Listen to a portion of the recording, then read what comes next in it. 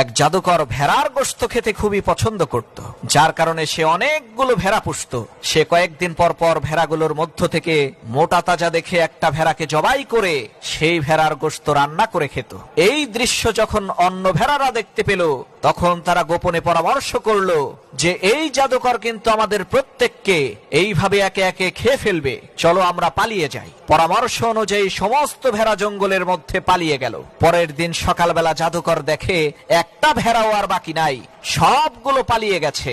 তখন জাদুকর অনেক খোঁজাখুঁজি করে সবগুলো ভেড়াকে জঙ্গলের মধ্য থেকে ধরে নিয়ে আসলো এবং সমস্ত ভেড়াদেরকে উদ্দেশ্য করে বলল, হে আমার সম্মানিত ভাইরা, প্রথম কথা হলো তোমরা তো কেউ ভেড়াই না, তোমাদের মধ্যে কেউ আছে সিংহ, কেউ হাতি, কেউ মানুষ, আবার কেউ আমার মতোই জাদুকর। আমি তোমাদের মধ্য থেকে শুধুমাত্র তাকেই জবাই করি যে ভেড়া, আর ভেড়া ছাড়া আমি কাউকে জবাই করি না। জাদুকর